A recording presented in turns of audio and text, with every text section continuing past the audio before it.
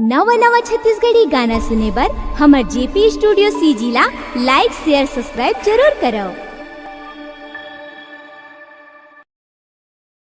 ये बरे रामचंद्र की जय।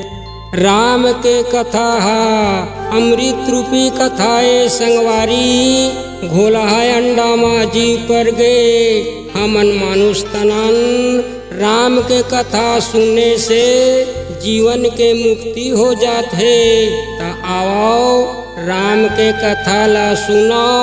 मर्यादा पुरुषोत्तम राम माँ जानकी जी ला शादी करा के लाइस। गांव के नर नारी मगन हो गए, राजा दशरथ खुश हो गए। गांव के नर नारी में राजा दशरथ राम ला राज गद्दी देवर कई डरीस। तेला मंत्र सुन डरीस। कंकाई मेर जाके मथानी कस मथ डरीस। राजगद्दी के जगह माँ राम के वनवास हो गए संगवारी। राम बन जाए के बेरा माता कौशल्या के आशीर्वाद ले गई ता माता सीता ला पता हो गए। कौशल्या के चरण ला पकड़ के का कहत हवाए तेला गाना के माध्यम से राजकुमार कर्माकर सुनावत हवाए। सिया बरे रामचंद्र की जय।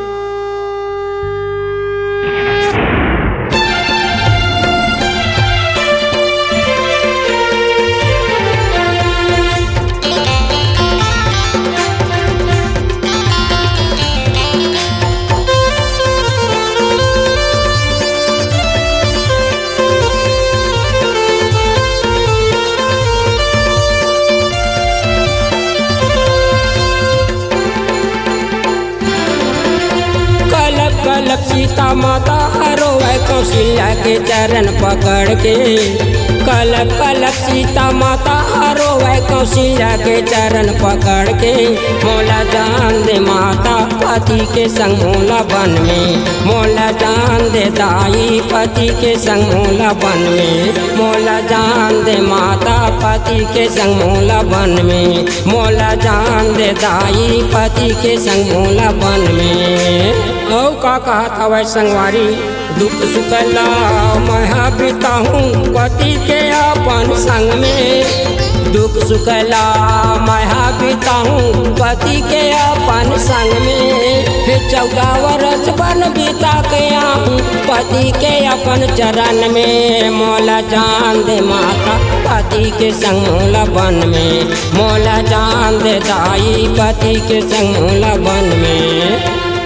माँ सीता के करुणा वचन सुन के कौशल्या के आँखी में आंसू भर गए संगवारी। अपन गले में लगा ले और समझा लगी राम के वनवास होए है बेटी तोर नहीं होए। 14 वर्ष बन के बितावत ले जनकपुरी अयोध्या में आना जाना करके काट ले बेटी। ये दुनिया ला हम का बताबो। कौशल्या के वचन सुन के का कहत हवै संगवारी। चांद सूरज वही हमरे धरती आकाश।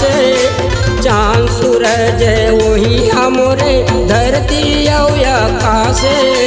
जनकपुरी वही हमरे जनकपुरी वही हमरे वही अयोध्या राजे। मोला जान दे माता पति के संग मोला वन में। मोला जान दे दाई पति के संग मोला वन में। मोला जान दे माता पति के संग मोला वन में। मोला जान दे दाई पति के संग मोला वन में। बोलिए लखन सिया रामचंद्र की जय। सीतापति रामचंद्र की जय। आज संगवारी रामचंद्र के वनवास सुन के अयोध्या के नर नारी चिंता में डूब गए। सन श्री राम ला कैसे बनवास हो गए कई के सब चिंता माँ डूब गए संगवारी। औ माता कौशल्या ला समझावत हवाए चिंता फिकर हमर जान करियो सब जन सुंदर रहियो। चिंता फिकर हमर जान करियो सुंदर सब जन रहियो। भरत भैया राज में बैठी भरत भैया राज में बैठी सबला माता कहते मोला जान दे माता पति के संग मोला बन में। मोला जान दे दाई पति के संग मोला बन में। मोला जान दे माता पति के संग मोला बन में। मोला जान दे दाई पति के संग मोला बन में। राम लक्ष्मण सीता माता मुनि के भेष धर के निकल गए संगवारी। कुछ दिन बीते के बाद एक घटना हो गई संगवारी। ए दर्दला राजकुमार कर्मा कर अपन आवाज माँ सुनावत हवाए संगवारी। जिया बरे रामचंद्र की जय। लखन सिया रामचंद्र की जय। सीता माता हर के ले गए लंका के राजा रावण। सीता माता हर के ले गए लंका के राजा रावण। खोजत खोजत राम लखन खोजत खोजत राम लखन पंपापुर पहुँचे। मोला जान दे माता पति के संग मोला बन में। मोला जान दे दाई पति के संग मोला बन में। मोला जान दे माता पति के संग मोला बन में। मोला जान दे दाई पति के संग मोला बन में।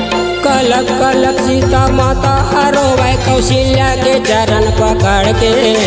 कलक कलक सीता माता रोवे कौशल्या के चरण पकड़ के।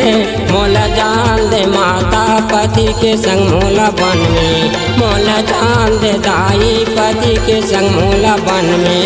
मोला जान दे माता पति के संग मोला बन में। मोला जान दे दाई पति के संग मोला बन में। मोला जान दे माता पति के संग मोला बन में। मोला जान दे दाई पति के संग मोला बन में। मोला जान दे माता पति के संग मोला बन में। मोला जान दे दाई पति के संग मोला बन में।